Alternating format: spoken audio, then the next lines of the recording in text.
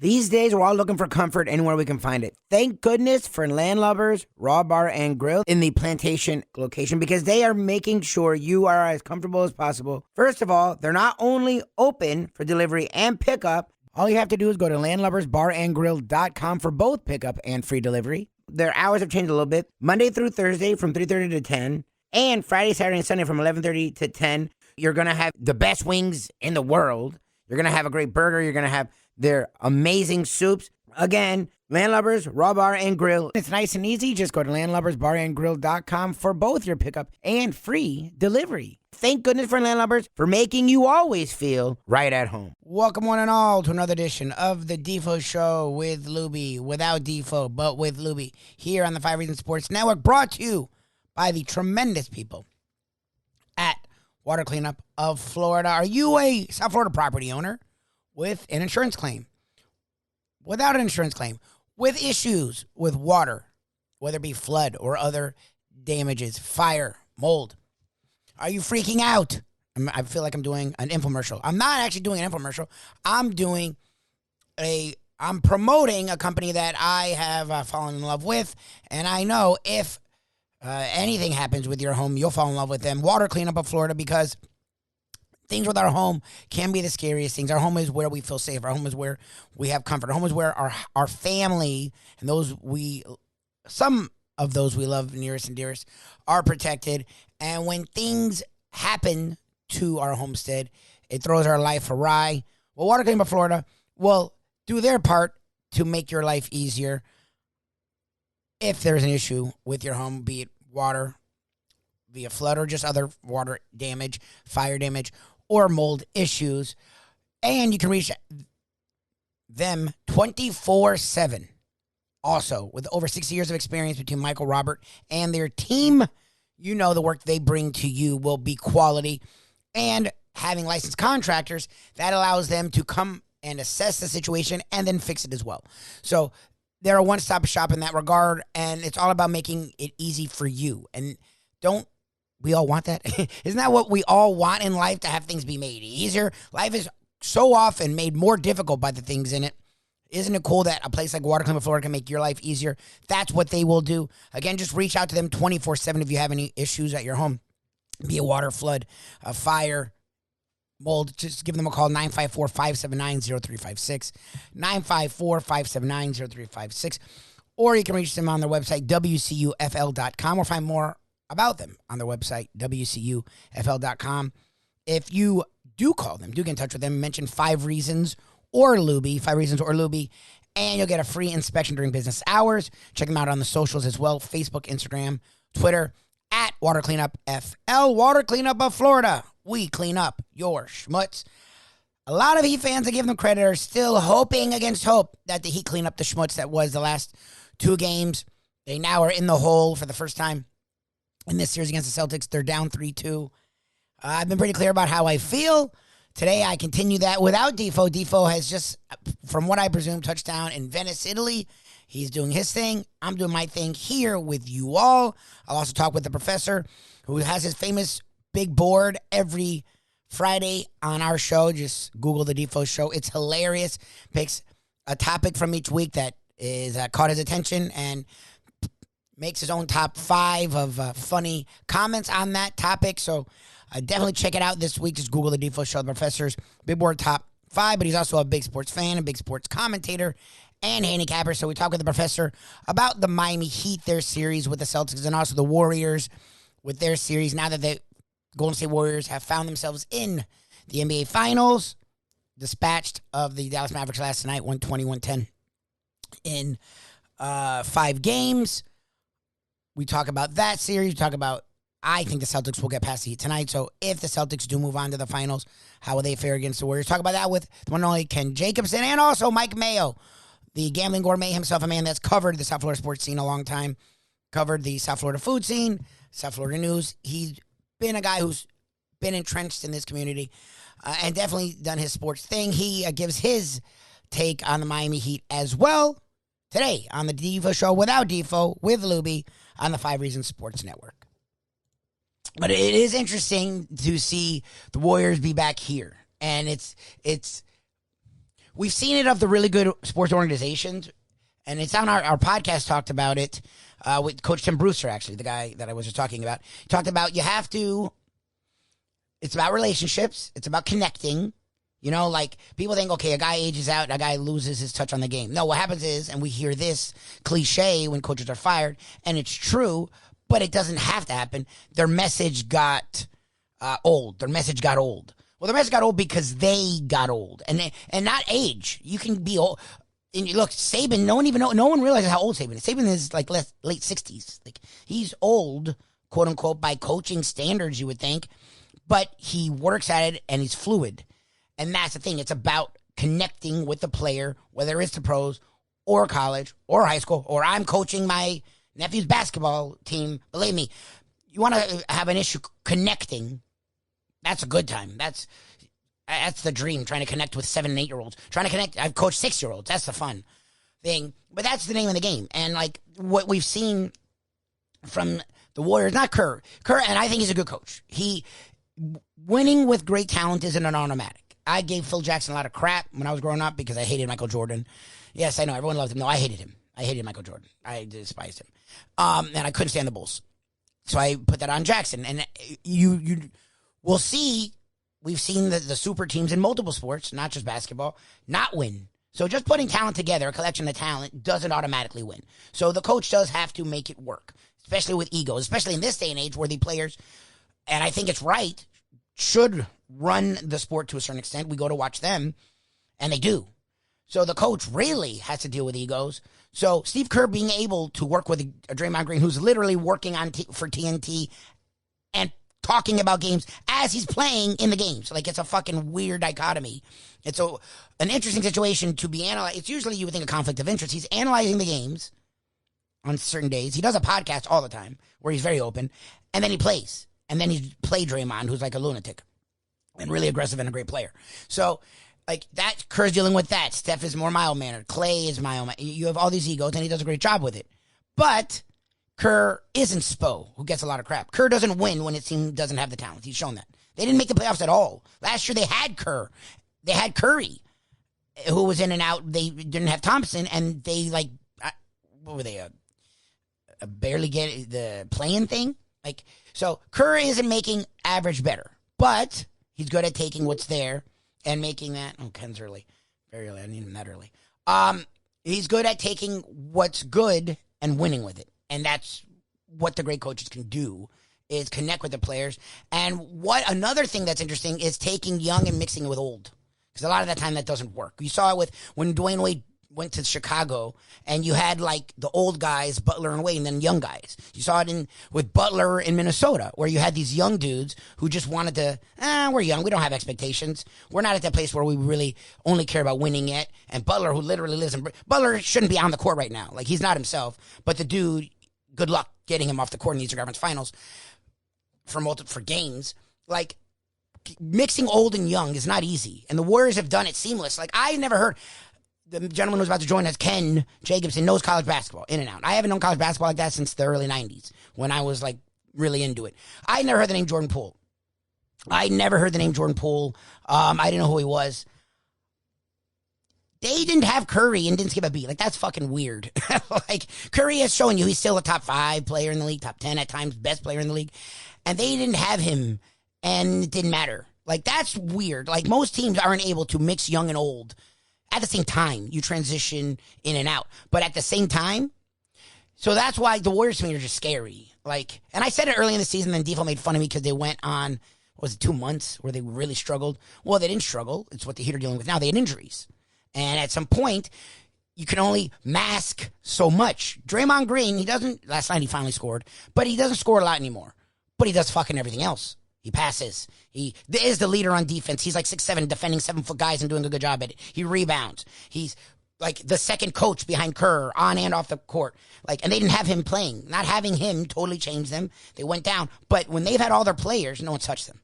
Like, no one. The Grizzlies were interesting with or without Morant, but no one touched them. So to me, that's why a lot of people who are like hemming and hawing about the Heat Celtics, I've been talking about this with a lot of people. Defo last week. To me, the Warriors, as long as Curry didn't get hurt, we're going to win it all. So it's like, yeah, you want to get to the finals. Yay, finals. But if you know you're going to lose, it sort of stems the tide for me a little bit. It makes it less painful when you don't think you really have a shot to win it all. And now it's really annoying. Clay hits 8 threes. Clay wasn't being Clay. They were questioning his defense, rightfully so. His offense wasn't the same. And now he was the leader. Curry had 15 last night. And the Warriors were up by double digits the entire night. The Mavs went on a run and cut it to 10. Like, that team is ridiculous. That team is insane. And maybe the Celtics, because I think the Celtics close it out tonight. The Heat are just not themselves. I don't think the Celtics hold a candle to this team. Like, the Celtics defense is really good. Jason Tatum is one of the most overrated. Like, it's so weird how what market you're in depends on how good you are. Like Jimmy Butler, if anyone watched Jimmy Butler in these playoffs and Jason Tatum in these playoffs, there's no way you even compare the two guys. Jimmy Butler isn't as pretty on offense. He does everything Jason Tatum does on offense, if not more. And that you can't. I love that they were like, well, Tatum's better on defense. No, he's not. Kevin Durant wasn't himself and was eating him up. Like, Jason Tatum just plays for the Celtics. So he has to be great because he's on the Celtics. No, he doesn't have to be great. He's really good. He's better than a lot of people thought he could be. He's a star. He's not a top 10 player. And he's not better than Jimmy Butler. He's not the best player in this series. He is now because Pritchard fucking tripped Jimmy Butler. He landed on his goddamn knee in game 3 and has not been the same. But the Celtics are overrated. The Warriors aren't. The Warriors are actually somehow underrated, which is hard to say for a team that is in the finals, but they're underrated. They were the best team all year when healthy. The Suns couldn't even get past the Mavs, who the Warriors should have swept them, but they're like, in game 4, and then they closed it out last night. So the Warriors are sitting there waiting for the Celtics. I was very clear yesterday how I feel about the Miami Heat. You don't want to use injury as an excuse, fine, as a reason. Okay, they're missing shots. Okay, this team's missed shots for 3 straight games. Like, they were the best shooting thing. Yeah, versus the Hawks, they had a game, and the Phillies, the Sixers, they had a game. They were not missing shots for 3 straight games. Okay? 4 of their top 5 guys. Hero's not even being allowed to play, and he wants to. The doctors won't let him. And Spo's already deferred to the doctors. Jimmy Butler can't lift and can't cut to the basket, even though he was dominating games every series. Tucker was playing maybe the 3rd best player, is not the same dude. He's clearly hurt. Like, and Strus, so it's fine. You don't want to use it as a reason. Okay, cool. Use whatever reason you want. It's over because of that. Like, I would rather than be off. You can come back from being off. You can find your shot. This team, again, was the best 3-point shooting team in the league in the regular season. So I'd assume they'd regress to the mean or grow to the mean, raise to the mean. Cool. But, like, that's not the problem. They're hurt. You can't wipe away injury. Like, you watch them play tonight. Watch. Like, and I love Spo. Well, you got to fight through the toughness. You would have won that game. Spo, there's no way you lose that game. No way. You're up 5 at half. It's a 1-point game with 4 minutes left. They can't make a shot. Like, so for whatever reason, to me, it's going to be Celtics Warriors, which is annoying. And I love you, Visser Mama. I hate the Celtics. And I don't hate all Boston teams like a lot of people. I hate the New York teams. But the Boston fan is really making it hard for me to not hate the Boston team. Like, the Boston fan is really a raving lunatic. Like, and I get it, we all are. Look at me. I'm literally talking to myself. And I do this when a camera's not on me. So I understand fans. But Boston, go be a crazy fan. That's literally short for fanatic. Boston fans are tough to, like, not hate their teams. I will openly admit that. I hate the Patriots. We know that. I hate the Celtics. I've never had an issue with the Red Sox. They've sort of become annoying because they went from being the losers to the winners, and they forgot that they lost for 100 years. Now it's like they've won forever. No, you lost for 100 years. And I don't care about the Bruins. But seeing the Celtics move on is really annoying. The Heat, I didn't see them beating the Warriors, so it is what it is. But it's annoying. But to me, it's going to be Celtics Warriors. I think the Warriors will win in 5 or 6. The professor is with us once again, and we're going to talk a little bit. We usually talk USFL, a little bit about sports, and the professor big board, but he's early today, so we're going to jump into the sports action. Whatever I feel for the Boston sports world, he feels times a million. He's actually led me on the charge because I've never had issues outside of the Patriots, and hearing him every week is really ramping me up for my hatred for Boston sports. The professor, what's your take on the series? You've heard me lament about the injuries, and I get it. That's just a childish thing to do. Before we get into that, yeah, I think we need to take a moment. And, obviously, it's a terrible week for America, for the United States. We're all grieving. We're all, trying to look past a moment in our country that's going to leave a deep wound for a long time. And that, of course, is that Jason Tatum came back quickly from a neck injury instead of being paralyzed. I'm like, people, don't buy into it. You have to know where he's going. Such a golden moment wasted. Wasted. What's happened in this series? Number one, is your take on this? the Heat have just too many injuries. I mean, you looked at, I think it was before Game 4, the pregame injury report, and literally there were like 7 days on it for the Heat. So it was like a Patriots report. There's that. Number 2, I don't know how much you've been doing this because I know off the mic you're this guy, but I don't know if you want to be on the mic. You can't ignore the officiating. I'm sorry. Game 3, which the Heat won.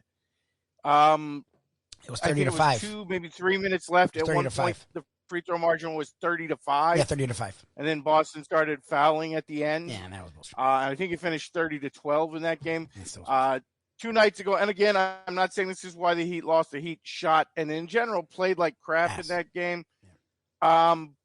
But on the road, Boston's got like a 15 free throw disparity. That's ridiculous in the NBA. And it comes back to who has the star power. Yeah. And for whatever reason, people have gravitated towards Jason Tatum as the star in this series and one of the stars of the league. I'm not sure I entirely agree with that. I'm not saying he's not a great player. He is a great player. Yeah. But to me, he's more like a top 10 to 15 guy than he is a top 5 guy. But again, we talked about it a week or 2 ago. Jimmy Butler, very free throw dependent on his game. Well, he can't get to the line for the last 3 games. Yeah. So that's going to have an impact in terms of the way these games have been officiated. In my opinion, have had a big impact on the series. And then obviously the last 2 games, the Heat just can't shoot. So, you combine all of that, and what you're going to get is, if you're the Heat, you're trying to like flash back to the 1960 World Series. The Pirates and the Yankees. Yep. That's what I actually thought about the Yankees smoked the Pirates 3 times. The Pirates, I think, won 4 one-run games. Yep. If you're the Heat, you're hoping to win a couple of one-run games over the next couple of nights. I don't know that I think that's going to happen, particularly in the Boston Garden. But we'll see. I mean, all you can do, not to be all stupid sports cliche guy, take them one game at a time, put one foot forward after the other. You can only win tonight. And I hope we get somebody, and I have no idea who it would be at this point, but we hope, comes up with that LeBron in Game 6 in the Boston Garden against the Celtics some years ago performance. I think that's what it's going to take, is somebody to play out of their mind. And I guess it would pretty much have to be Bam in terms of right now. Well, that's the thing, is who is it? And look, I didn't even mean to go to the injuries as a point of being a whiner, because in the end, the Celtics, when they win, like the Heat have won because they were the more healthy team. We've learned sports forever, but sports now more than ever, it's whoever's healthy. Last year's the finals existed because there was 2 teams standing. Like the Suns and the Bucks weren't the 2 best teams on the way. The Bucks, if Kevin Durant without Irving and Harden, if Kevin Durant's foot is a foot back, the Bucks lose to the Nets in like the second round, first round. So like the Bucks weren't the best team in the East. It was the conference finals, actually. Was it the conference? Was it Nets? I don't think it was conference finals. Yeah, they played the Hawks in the conference finals. It was the second round. They played the Nets. They played the Nets, I think, in the second round. But without Irving, without Harden for like multiple games, the Nets almost won. So the Bucks weren't the best team. They were the healthiest. Same thing with the Suns. So we knew that going in. Whoever was, and the Celtics were the team banged up going into the series. I admit that. Right now it's the Heat. So to me, you can't wish and hope about injuries. Like if guys are hurt, they're hurt.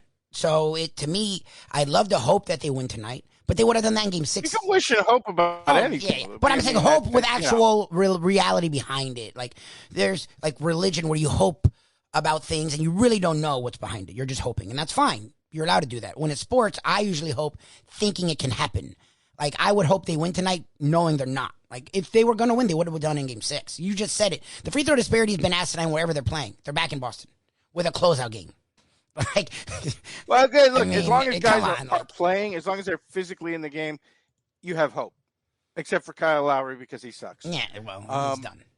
But I think Jimmy Butler's too, and I think PJ Tucker's too. Like, there's like 4 guys, and here they're not even let play. So I don't know.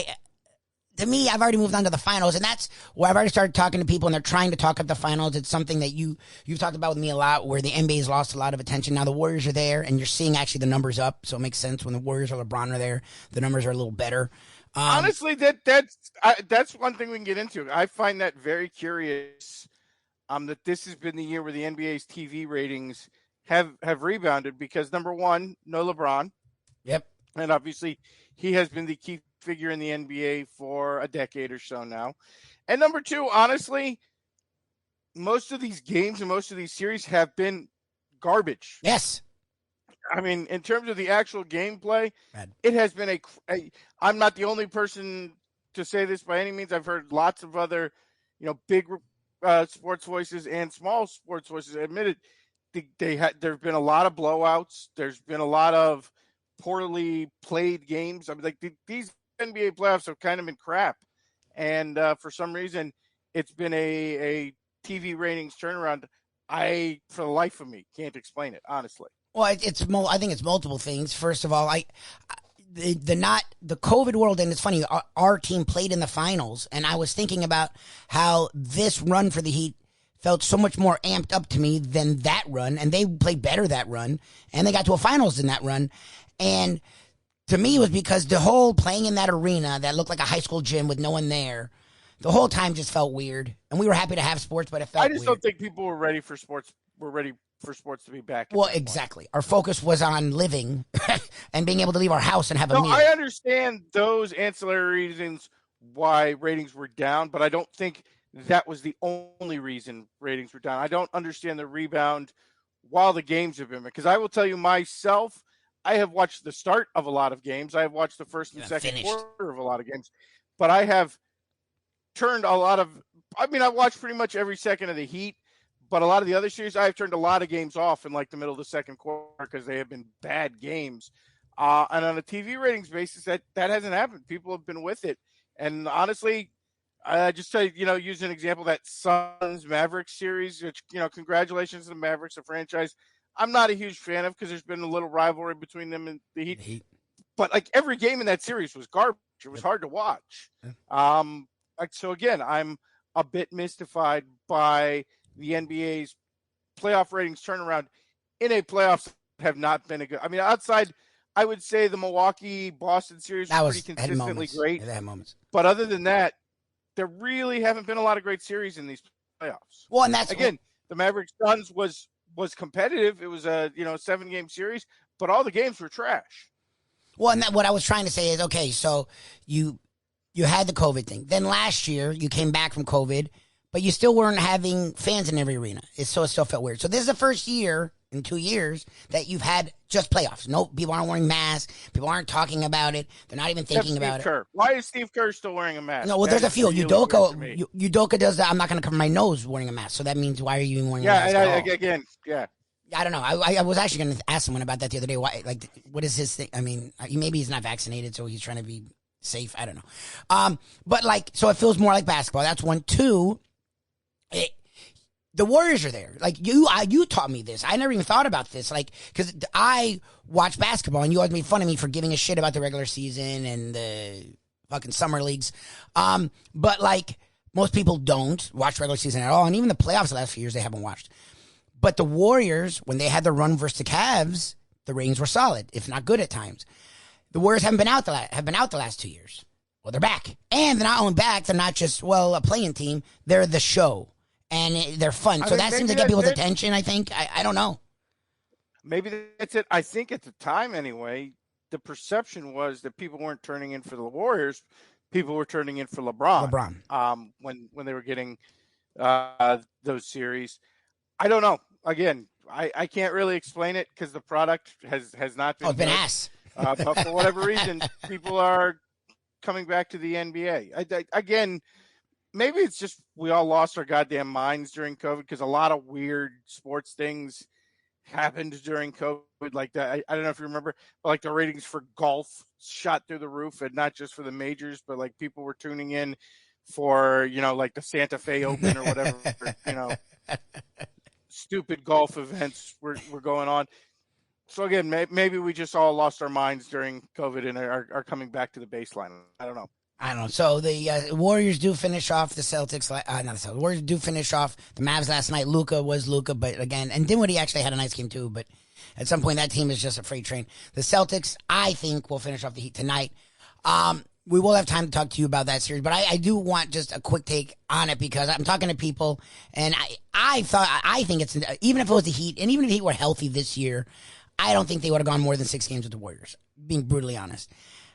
People who love basketball are telling me, well, look at the Celtics and the defense, and I'm like, I don't know, man. Like, I think you're just hoping to finally get a good series. Like you just said, every series has sucked. Outside of the Celtics, Bucks, and I think a couple games, Grizzlies, Warriors, every game. Every series has been horrendous. Okay. What do you think? Do you give? Yeah, I know you can't stand them, but give them a shot at all. Like, to me, the Warriors are just on a different plane right now. I mean, part of the thing with the Celtics is, do we know what the Celtics are defensively at this point?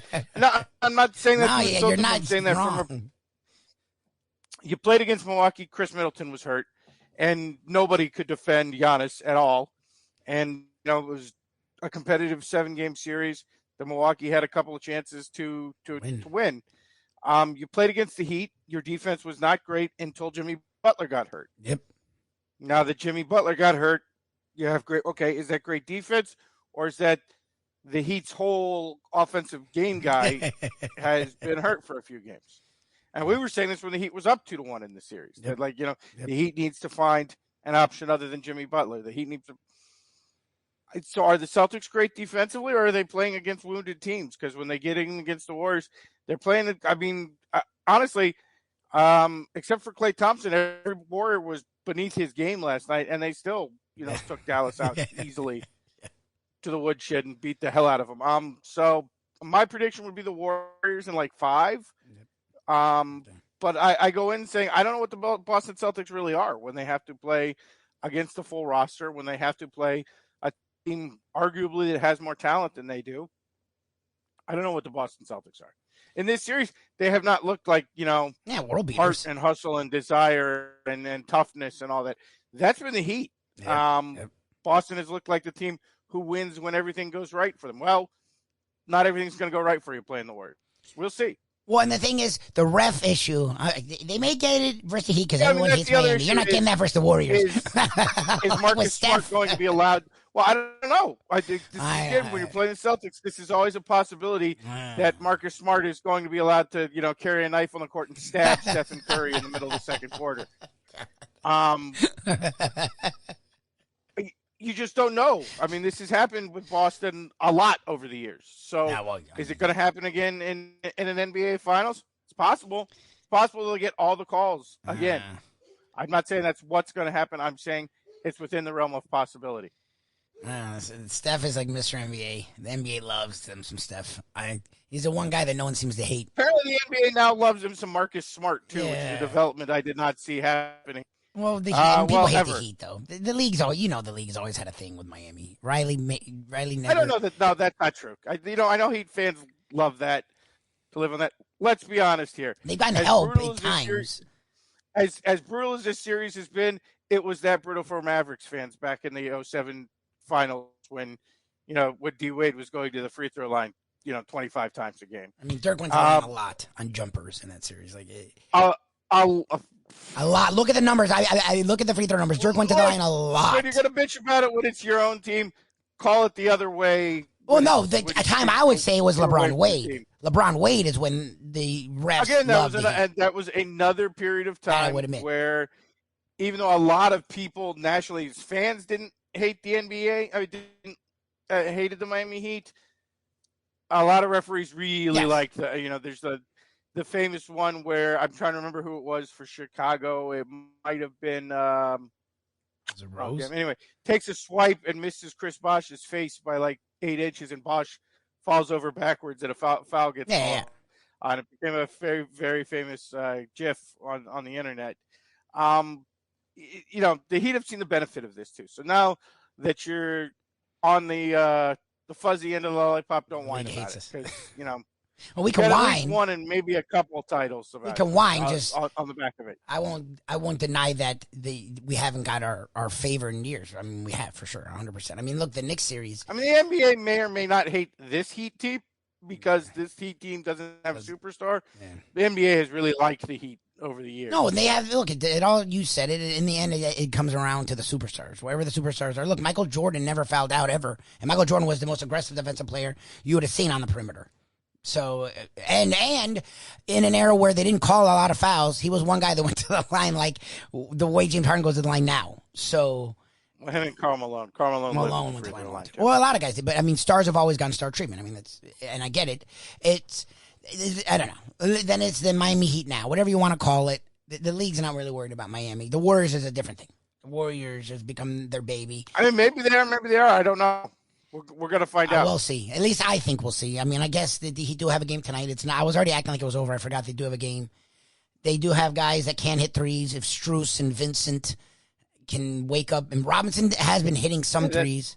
I guess. I don't know. I think that's kind of a problem when your hopes come down to Strus and Duncan Robinson. And that's why, to me, the series is over. But if you're going to be hopeful, I guess I can be hopeful. If Ken Jacobson can be hopeful. Sure. No, look, if you're asking me to pick tonight's game, I'm picking Boston. No question about it. But like you're ready to put a gun to your head, and I think it's or at least a gun to the Heat season's head. Yeah. And I will at least say, hey, you never know. It's sports. One of the great things we like about sports, or we love about sports, is that for one game, anything can happen. Particularly basketball, where, it only takes one dude having a freaky shooting night sometimes. Well, hopefully that's tonight. I don't know who that dude would be. Maybe Butler magically feels better. I don't know. We'll see. The Heat have game 6 tonight up in Boston. We'll see if they can get to the line. That was my favorite. That, it was near the end of the second quarter, and they're like, the Heat are shooting their first 2 free throws. I'm like, what? And then it was near the end of the third. The Heat are shooting their second 2 free throws. I'm like, how is that even? I'm like, whatever. I'm like, do what you do, refs. Do what you do. The Defo Show. I am Mike Lubitz, as Defo's dubbed me 12 years ago, even though I hated that nickname my entire life. Lubie, so I'm now Lubie literally for the rest of my life, so that's always fun. We're now joined by the one and only, a man that has a great nickname, a nickname that he fully embraces, and we here at the Defo Show appreciate that. The Gambling Gourmet Mike Mayo joins us. To me, the series is over, but you asked me yesterday, so I'll turn it around and ask you. You've covered sports a lot longer than I've covered sports. Where are you with this series? I'm doomsday, and I'm not trying to be doomsday to be sad. I'm not even trying to be Mike Mayo and be bitter and negative, whatever. But it just feels to me what I'm watching, the Heat just don't have it anymore. You want to say they're off, injuries, blame whatever you want. They just don't have it. The Celtics are finally getting healthy at the right time, just like the Warriors, so good for them. The Heat are getting hurt at the worst time. And that's what I'm seeing with my eyes. You have been closer for longer than I have. What are you seeing? And what am I missing that you're seeing, or am I on it? No, I see the same thing. Look, you never know with a Heat team in this organization. Somebody might just have a step up, and I don't know what Hero's status is tonight or Jimmy Butler's status. Maybe somebody pulls a rabbit out of the hat tonight and is able to spring a great shooting night, 30 points, 40 points, and maybe they play tenacious D and are able to eke out a game 7. But you're right, I don't see it. I mean, the Heat are banged up, and nobody wants to hear excuses about the injury bug, but it's reality. It's like when teams get banged up and it compromises their legs and backs, and like you said, you start seeing all these shots falling short. They're not. Again, when you don't have your full leg strength and your back is messed up, that's when shots start going short and awry. And it was horrendous the other night. Nobody expected that at home to get again blown out.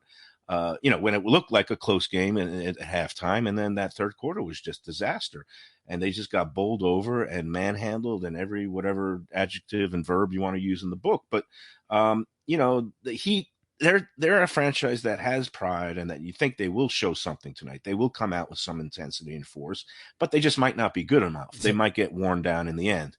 And that's okay. They made it to the conference finals.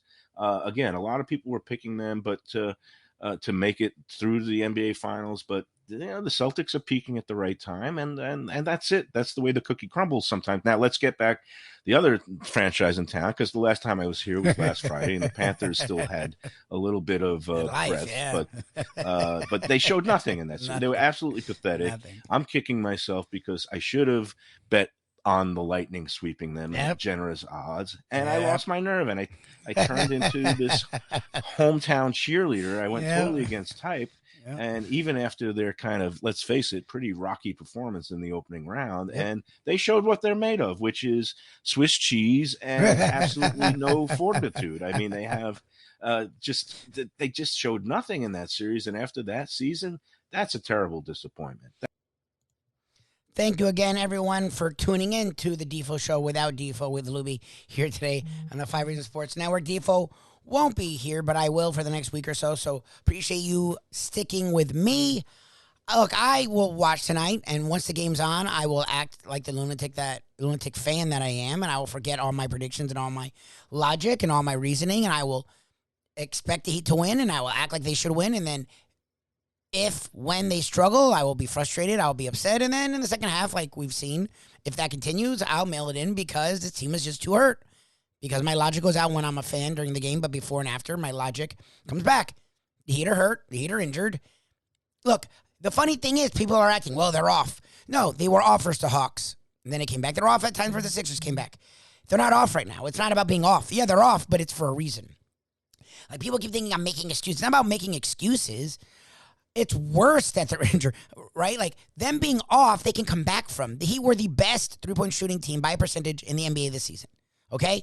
We talk about people who playing above their head, regressing to the mean. Well, they're actually playing below the mean. They need to, you would think if they're playing bad, shot bad for one game, they'd rise to the mean.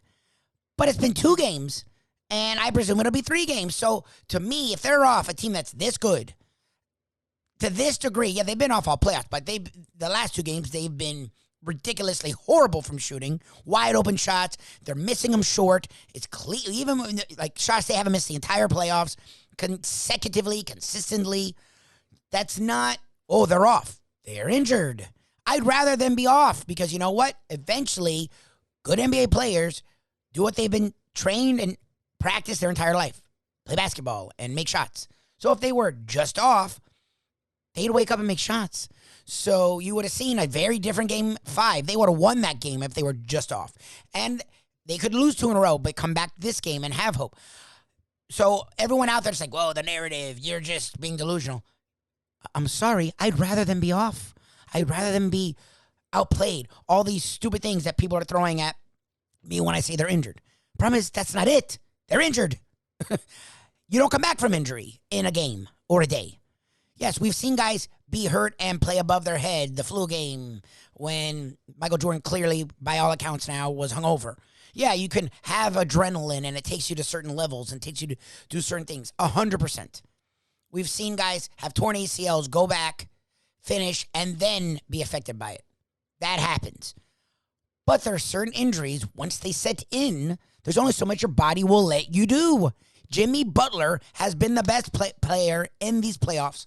He has. Giannis was having great statistical games. But it wasn't every game, and it wasn't on both ends. Jimmy Butler has been a dominant defensive player and dominant offensive player every single game in these playoffs. Even better than what he did 2 years ago when he went to the finals. Because he had certain games he'd be down. Even games where he didn't dominate this playoffs, he still had 20-something. And a lot of rebounds. And a lot of assists. Tons of steals. Great defense on the ball, off the ball. He's been the best player statistically and by eyesight these playoffs. Until game 3. Whatever you want to do with Peyton Pritchard tripping him, I don't think he did it on purpose to hurt him. It was not a basketball play. And from that point on, Jimmy Butler missed a half in the Eastern Conference Finals, which no one could think that would happen. And he has played because good for him. He hasn't been himself. Watch him. Like, it's not that he's missing jumpers, that he's been making the entire playoffs like science. He just looks different. He's not attacking the basket, which there's whether the refs were more honest in that game, and since then they've gone all Boston, whatever you want to call it. He shot like 18 free throws in game 1. And it wasn't because of his jumpers. He was being aggressive. The dude shot some threes. He's gotten really good at the mid-range jump shot, but he goes to the basket a lot. Have you watched him these last 2 games? He's not going near the basket. And when he tries to go, he looks so awkward. Like, he's obviously hurt. Like, I'm not trying to make excuses. I'm seeing with my eyes. Okay, well, if Jimmy Butler's hurt and can score 7 and 13 when he was averaging like 20-something into the 30s, what is this team going to be? They're so heavily dependent on him. Other guys help, but he has to be the main crux. Okay, you don't have him. On top of that, well, maybe you'll get a good shooting game from Strus and Robinson and Lowry and Vincent. Literally, 3 out of the 4 guys I just mentioned are hurt. Strus went to the locker room the last game, and it has been a disaster. Lowry, since he finally was looking better, wasn't scoring a ton, but was playing defense and leading and hitting open shots and getting to the basket and getting guys involved into the Hawks series, hurts his hamstring. Well, a hamstring, if anyone knows about that, doesn't heal in a day. A hamstring's a weird injury because it's not the worst thing ever. You can play on it, but you're ridiculously, severely restrained. You're not the same person. And you have to do nothing and be off of it for a while for it to heal. So Kyle Lowry clearly isn't himself. He's playing horrendous. That's clear. But you don't have anyone else. Strus, Vincent's fine, and he's giving you all he can, but he's not a guy that's going to lead you to a win. And, like, Caleb Martin, I mean, like, who's going to... Like, that's my problem with, any given day. They're all hurt. They're all injured. I wish they were off. I wish that was a problem. Like, I'm not trying to... The Celtics win and move to the finals. It doesn't matter how it happened. They're in the finals. And to me, that's what's happening. And they've had to make the shots, and they've had to figure it out when they were off, and good for them. And they've had injury issues with Marcus Smart, Williams, and Horford, all missing action in this series. And that's fine. But it was the first couple of games. They've all been back since. They all look fine.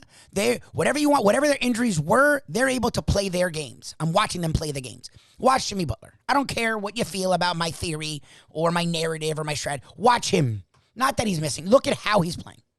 Remember how he played versus the Hawks, the Sixers, and the first 2.5 games versus Celtics. Remember that. And then watch him. Come on. He's not himself. And without him, there go the Heat. So to me, I'll watch. I'll get caught up in it. But logically, they're too injured, and it sucks, and it's a sucky way to go out. But it's reality. So I think the Celtics will go on tonight.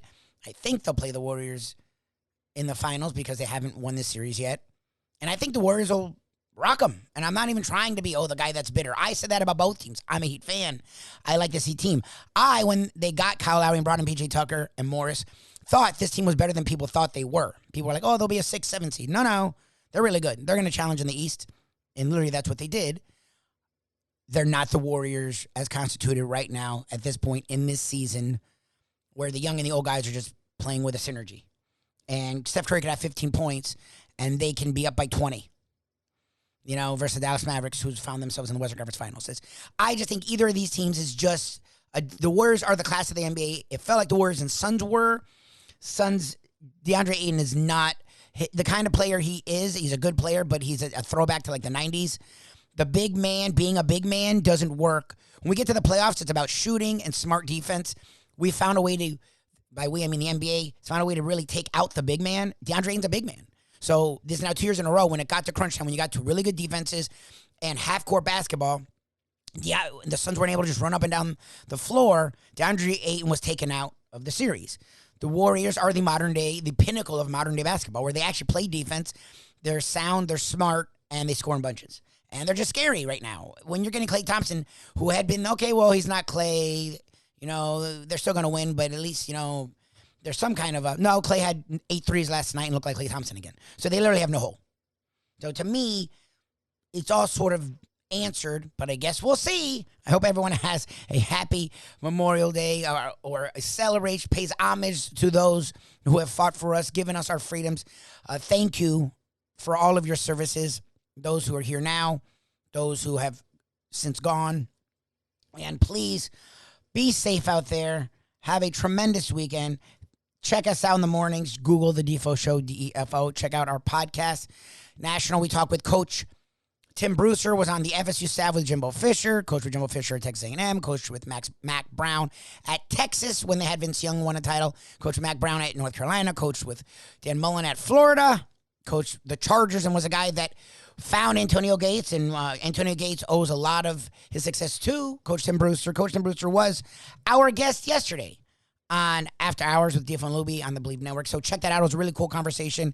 BLEAV SouthFloridaSports.com, search After Hours. And every day we do our South Florida content right here. Check it out, the 5 Rings Sports Network, and have a wonderful weekend. Thank you so much for checking us out. Talk to you next week. Play the ponies in style at Champions, the outstanding simulcasting room at beautiful Hialeah Park. Yes, the grand old lady of thoroughbred racing has never been more vibrant, and you can wager on the races from the top tracks around the country while enjoying a cocktail at the Brass Rail Bar or any of the fine food served throughout the facility. If poker is your game, you're covered in style, and you can play all your favorite Vegas-style games, including blackjack, craps, and roulette, in Hialeah Park's sizzling hot casino. Get a player's card when you walk through the door for all kinds of generous amenities, including our favorite, free play, when you come out to the ultimate casino and entertainment destination, Hialeah Park. Recently, we realized it's not just hurricane season that can hurt us. Any time of year, things can happen to your home or business. And the insurance company can be your friend, but they also can be your enemy. Horizon Public Adjusters, Justina Testa, are here for you to help this process go so much easier. Before you call the insurance company, call Horizon Public Adjusters and Justina Testa at 954-809-8752. Would you go into court without an attorney? So why would you go up against an insurance company without Horizon Public Adjusters and Justina Testa? 7 to 10 times more money recovered with a public adjuster than if you went on your own. If there's no recovery, there's no fee. Give them a call at 954-809-8752. Why go up against insurance companies alone when you can have Horizon Public Adjusters and Justina Testa on your side? Hey folks, Tony Segreto here. Let me ask you a question. What do you look for when you go out to eat? Good food, obviously, friendly atmosphere, not too loud, but good energy, reasonable prices, and a place where you feel comfortable. All those ingredients, no pun meant there, are hard to find unless you're talking about the Texas Roadhouse. You see, they encompass all of those attributes. Really, really good food, amazing atmosphere, good for a family, good for a date, or just a night out for yourself, and prices that will make you extremely happy. Their ribs unmatched. Steaks hand-cut every day. Everything, and I mean everything, is made on site, including their incredible bread. It's the one day, folks, that you can forget about low-carb diets. Trust me when I tell you, Texas Roadhouse, your restaurant, your destination when you say, where should we go and eat tonight?